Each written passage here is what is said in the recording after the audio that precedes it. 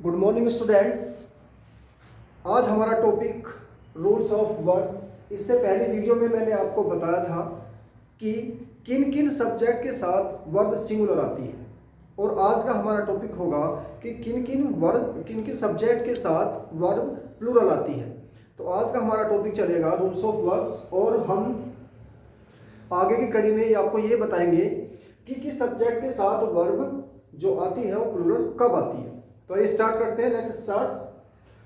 पहला रूल है, जब दो या दो से अधिक सिंगुलर नाउन, दो या दो से अधिक सिंगुलर नाउन एंड से जोड़े जाते हैं। किससे जोड़े जाते हैं? एंड से, और वे अलग अलग व्यक्ति, वस्तु या स्थान का बोध कराएं। यानी कि एंड से तो जुड़ रहे होंगे और उनमें व्यक्ति भी अलग हो, यानी कि व्यक्ति अलग हो, स्थान भी अलग हो और वस्तु भी अलग अलग हो, तो उनके साथ हम प्लूरल वर्ब का यूज करते हैं। प्लूरल वर्ब का यूज करते हैं। जैसे एग्जांपल लेते हैं, रितु एंड स्वाति, यानी कि दोनों व्यक्ति अलग अलग हैं, ये दो लड़कियां अलग अलग हैं, तो इनके साथ हम क्या यूज करेंगे? आर का यूज करेंगे। एक यहां एग्जांपल और लेते हैं,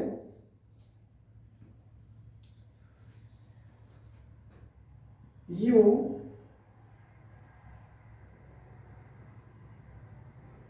सी एंड आई।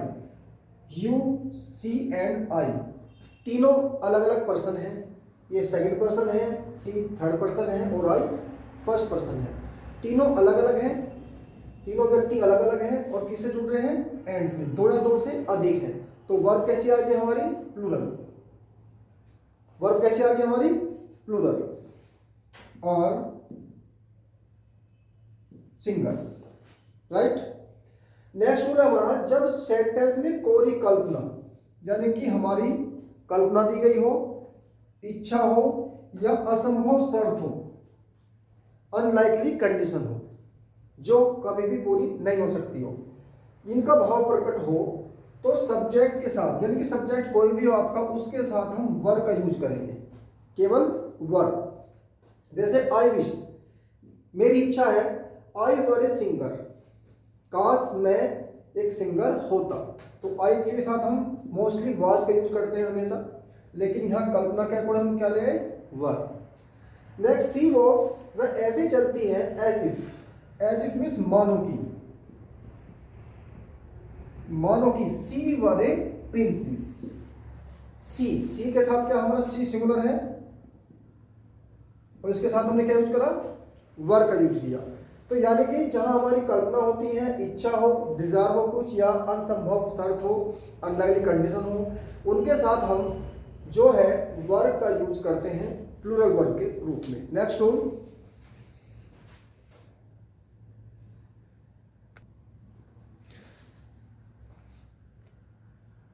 नेक्स्ट रूल है सर आपका, जब अंकगणित के दो फिगर्स, टू फिगर्स, यानी कि 2, 4, 5, ये जो हमारे नंबर्स होते हैं, ये को एंड से जोड़ा जाए, तो वर्ब कैसी आती है? सिंगुलर। टू फिगर्स होंगी और वर्ब कैसी आएगी? सिंगुलर्स। जैसे एग्जांपल लेते हैं, 2 एंड 2, हमारी फिगर्स होगी 2, 2 एंड 2, तो यहाँ तो वर्ब लगाएंगे हम में, उसमें एस लगा देंगे, कि प्रेजेंट डेफिनिट टेंस में वर्ब में जब सिंगुलर हम सब्जेक्ट लाते हैं तो वर्ब कैसी आती है? सिंगुलर। 2 and 2 makes 4। लेकिन इसका अपवाद है कि वर्ब टू बी, यानी कि जहां भी वर्ब टू बी लगी होगी, टू बी का मतलब क्या होता है? Is, are, am, was, verb.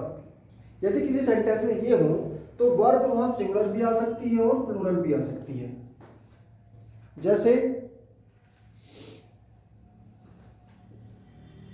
Example लेंगे, 2 एंड 2 इज 4, या 2 एंड 2 और 4।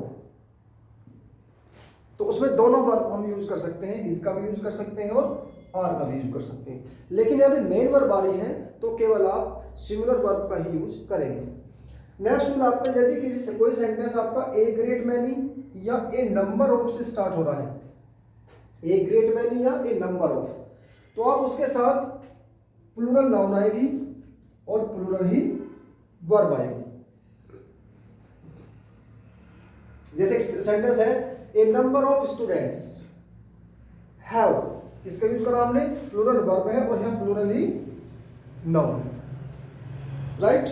नेक्स्ट रूल आपका, यदि दो subject as well as, besides, along with, together with, like, in addition to, and not से जुड़े हैं, जितने भी मैंने कंजंक्शन बताया आपको, यदि दो सब्जेक्ट आपके इनसे जुड़े हैं तो वर्ब हमेशा पहले वाले सब्जेक्ट के अनुसार आएगी। पहले जो सब्जेक्ट होगा वो चाहे सिंगुलर हो चाहे वो प्लूरल हो। रितु एज वेल एज, तो यानी कि आपका रितु और हर फ्रेंड जुड़े हैं एज वेल एज से, तो वर्ब जो आएगी वो रितु के अकॉर्डिंग आएगी, ना कि हर फ्रेंड्स के अकॉर्डिंग। तो रितु के अकॉर्डिंग क्या आती है? Singular verb has. नेक्स्ट पे हमने लिया है you and I, you and I. अब जो वर्ब आनी है यहाँ वो आनी है यू के अकॉर्डिंग। यू हमारा प्लूरल सब्जेक्ट होता है तो वर्ब भी कैसे आएगी? प्लूरल, यानी कि आर, न कि आई के अकॉर्डिंग। नेक्स्ट रूल, तो स्टूडेंट्स नेक्स्ट रूल है आपका, जब दो किसी सेंटेंस में जब दो सब्जेक्ट और, आइदर और, neither NOR, not only but also say जुड़े हों। ये चार कंजक्शन मैंने आपको बताए हैं, और, आइदर और, नाइदर नोर और आपका not only but also say जुड़े हों, तो वर्ब हमेशा बाद वाले सब्जेक्ट के अनुसार आएगी। यानी कि जब भी कोई दो सब्जेक्ट हो गए आपके, आइदर और से जुड़ गए, तो जो बाद वाला सब्जेक्ट होगा यानी कि वर्ब के पास वाला जो सब्जेक्ट होगा वर्ब उसके अकॉर्डिंग आएगी। जैसे आइदर सी और हर फ्रेंड्स, अब बाद वाला सब्जेक्ट कौन सा है? हर फ्रेंड्स, तो इस सी का कोई यहाँ रोल नहीं है, यहाँ रोल है केवल हर फ्रेंड्स का, और जो वर्ब आएगी अब वो आएगी हर फ्रेंड्स के अकॉर्डिंग, क्योंकि हर फ्रेंड्स प्लूरल है और सी यहाँ सिंगुलर है। Next, neither we nor Alka, we हमारा प्लूरल है और अलका हमारा सिंगुलर है, तो वर्ब कैसा है? सिंगुलर, क्योंकि बाद वाला सब्जेक्ट क्या है हमारा? अलका। नेक्स्ट रूल है आपका और, आइदर और, नाइदर नॉर से यदि एक सिंगुलर तथा एक प्लूरल दो सब्जेक्ट जुड़ रहे हैं, उसमें एक हमारा सिंगुलर है और एक हमारा प्लूरल है, तो प्लूरल सब्जेक्ट को बाद में रखते हैं और बाद वाले के सब्जेक्ट के अकॉर्डिंग वर्ब लाते हैं। रूल बड़े ध्यान से समझना, एक ही सेंटेंस में दो सब्जेक्ट आइदर और, नाइदर और से जुड़ रहे हैं, और उसमें एक सिंगुलर है और एक प्लूरल है, तो जो प्लूरल सब्जेक्ट है उसे हम रखेंगे बाद में, और उसी के अकॉर्डिंग हम क्या लाएंगे? वर्ब। आइदर सी और हर फ्रेंड्स, प्लूरल आ गया बाद में, तो वर्ब कैसी आ गई हमारी? प्लूरल। हमें इनको जोड़ते हुए जो सब्जेक्ट रखना है वो बाद में ही रखना है, प्लूरल वाला। नेक्स्ट रूल आपका, जब वाक्य में कोई रिलेटिव प्रोनाउन आया हो, रिलेटिव प्रोनाउन वे होते हैं जो किसी भी सेंटेंस में क्वेश्चन वर्ड होते हैं और कंजक्शन का काम करते हैं, उसके बाद आने वाली वर्ब, यदि रिलेटिव प्रोनाउन के बाद में जो वर्ब आएगी वो रिलेटिव प्रोनाउन से ठीक पहले आने वाली नाउन और प्रोनाउन के अकॉर्डिंग आएगी। यानी कि एक सेंटेंस में आपको बताऊंगा, इट इज आई हु हमारा क्या रिलेटिव प्रोनाउन है, इसके बाद जो वर्ब रखेंगे वो हम रखेंगे इससे पहले वाले सब्जेक्ट के अकॉर्डिंग। अगर यहाँ सब्जेक्ट सिंगुलर है तो वर्ब भी सिंगुलर आएगी, और यदि सब्जेक्ट यहाँ प्लूरल है तो वर्ब भी कैसी आएगी? यहाँ प्लूरल आएगी। अब यहाँ सब्जेक्ट क्या है? आई, आई के साथ हम क्या रखते हैं? हैव रखते हैं, वाज रखते हैं और एम रखते हैं। वो हमारा डिपेंड करेगा कि सेंटेंस हमारा किस टाइप का है। तो आई के साथ हमने क्या यूज किया है? एम। केवल इस पे ध्यान देना आपको, रिलेटिव प्रोनाउन, इससे पहले वाले सब्जेक्ट पर ध्यान देना है और उस सब्जेक्ट के अकॉर्डिंग जो वर्ब आएगी उस पर ध्यान देना है, राइट। नेक्स्ट सेंटेंस लेते हैं, the girls who are here can speak English. हमारा रिलेटिव प्रोनाउन हुआ हु, ये हमारा रिलेटिव प्रोनाउन है। इससे पहले सब्जेक्ट क्या हमारा गर्ल्स, गर्ल्स हमारी क्या होती है प्लूरल। इसके अकॉर्डिंग वर्ब कौन सी है हमारी प्लूरल के अकॉर्डिंग आर, प्लूरल के अकॉर्डिंग वर्ब कौन सी है आगे हमारी आर, राइट। नेक्स्ट रूल, तो स्टूडेंट्स आपका नेक्स्ट रूल है, यदि वर्ब के बाद कुछ वर्ब ऐसी होती हैं जिनके बाद एज कंजक्शन का यूज किया जाता है और वो हमेशा डेफिनेटली होता है। जैसे कुछ वर्ब हैं describe, define, regard, treat, represent और मेंशन, और भी हैं लेकिन आपके जो कोर्स में इतनी ही दी गई है। और उसका रूल हमारा ये होता है, सबसे पहले हम सब्जेक्ट लाते हैं, फिर वर्ब, फिर ऑब्जेक्ट और फिर एज, और एज के बाद जिस सब्जेक्ट की जिससे हम तुलना कर रहे हैं उसका यूज किया जाता है। जैसे एक एग्जाम्पल से हम उसे एक्सप्लेन करेंगे, शी रिगार्ड्स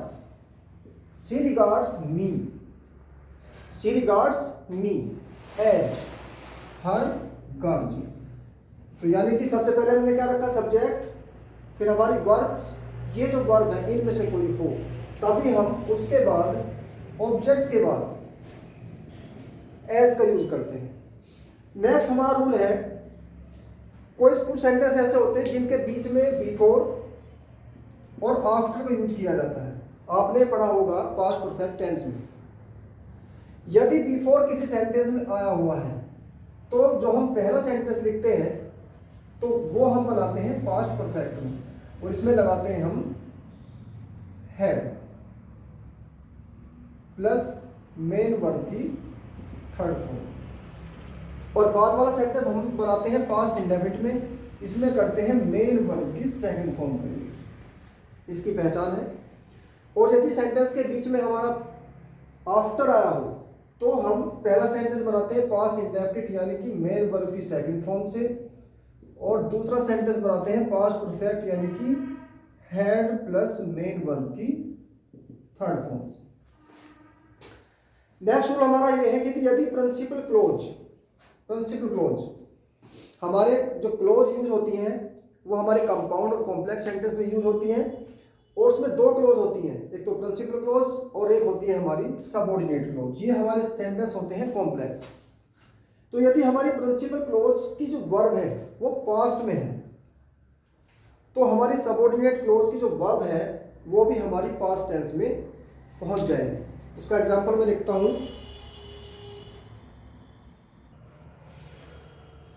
तो जो मैंने अभी आपको रूल बताया कि जब भी हमारी कोई प्रिंसिपल क्लोज पास्ट टेंस में होगी तो उसकी जो सबऑर्डिनेट क्लोज चली जाएगी वो भी पास्ट टेंस में चली जाएगी। उसका एक एग्जांपल है अलका सेड, ये हमारी है प्रिंसिपल क्लोज, और इसका जो पहला पार्ट्स है वो हमारा पास्ट में है, ये हुआ कंजक्शन दैट, और ये जो हमारी हुई कंजक्शन से लेकर पूरी जो ये पूरा सेंटेंस हुआ ये हमारा होगी सबऑर्डिनेट क्लोज।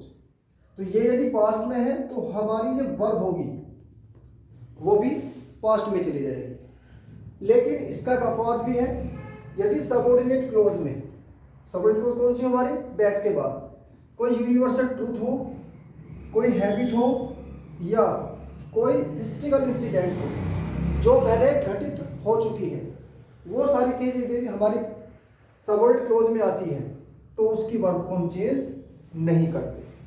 जैसे माय फादर सेड, हमारी प्रिंसिपल क्लोज किस में चली गई पास्ट में, प्रिंसिपल क्लोज हमारी किस में है पास्ट में। लेकिन यह हमारा दिया हुआ है the sun rises in the east, सूर्य पूरब में निकलता है, हम इसे चेंज नहीं कर सकते क्योंकि ये यूनिवर्सल ट्रूथ है। सूर्य जो है पूरब में ही निकलता है, ऐसा नहीं कि पूरब में निकलता था, तो इसे हम चेंज नहीं करते, ये वर्ब हमारी प्रेजेंट में ही रहेगी। दूसरा है प्रिंसिपल क्लोज हमारी पास्ट में है, the dogs bark at strangers, ये हैबिट है सबऑर्डिनेट क्लोज में, हैबिट, और ये डॉग्स की हैबिट कभी चेंज नहीं होती। तो ये रूल ये है कि यदि ये पास्ट में है तो सबऑर्डिनेट क्लोज भी पास्ट में चली जाएगी, और यदि ये पास्ट में भी है और हमारी तीन चीज आ रही है universal truth, habit, historical incident या फिर प्रोवर्ब भी उसमें ऐड कर सकते हैं, प्रोवर्ब। तो ये कभी वर्ब चेंज नहीं होती।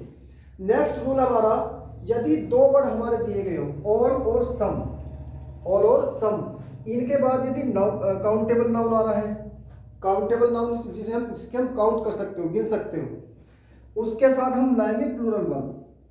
और यदि इनके बाद कोई हमारा अनकाउंटेबल नाउन आ रहा है, अनकाउंटेबल मीन्स जिसे हम केवल क्वांटिटी तोल सकते हो, तो उसके साथ हम लाएंगे सिंगुलर वर्ब।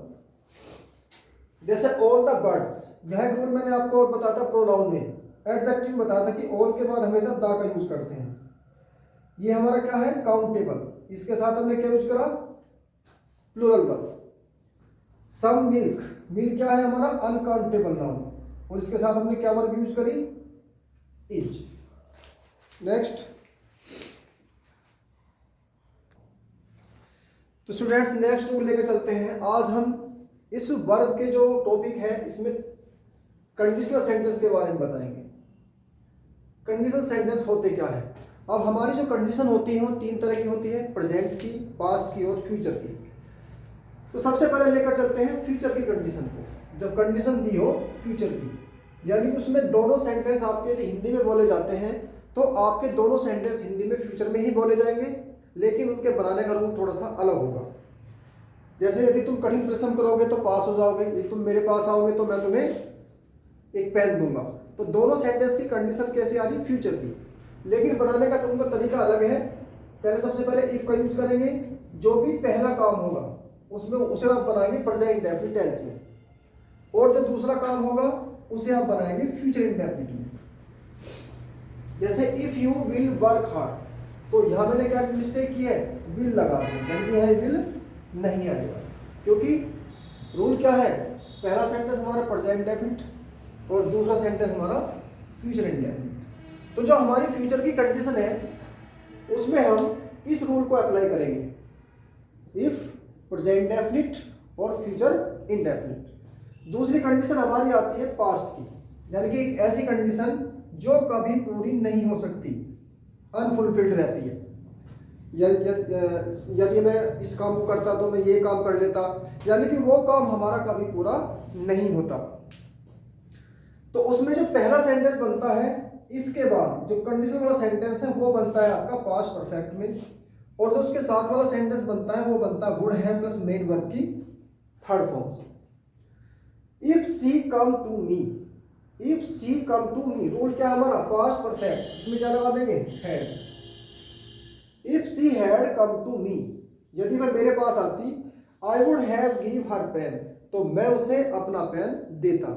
यानी कि ये ऐसी कंडीशन है, ना तो वो मेरे पास आई और ना ही मैंने उसको पेन दिया, तो अनफुलफिल्ड, यानी कि ये कभी पूरी नहीं होती। तीसरी कंडीशन हमारी आती है प्रेजेंट की। ये प्रेजेंट कंडीशन ऐसी होती है, इसमें सेंटेंस जिस टेंस में दिया होता है हम उस सेंटेंस को उसी टेंस में बनाते हैं। जैसे if you want to buy this book, यदि तुम इस बुक को खरीदना चाहते हो, यू कैन बाय, तो क्या है, खरीद सकते हो। तो ये हमने क्या बनाया, सकते का मतलब कैन, कुड, और ये सेंटेंस हमारा किसमें बना, प्रेजेंट इंडेफिनिट टेंस में। तो आज का हमारा जो टॉपिक था रूल्स ऑफ वर्ब्स, ये हमारा रूल्स हमारे कंप्लीट हो गए। इसके बाद अगली वीडियो में मैं जो भी जितने भी सेंटेंस मेरे एक्सरसाइज के बनेंगे उन्हें मैं उसको बनाकर आपको भेज दूँगा। Okay, thank you.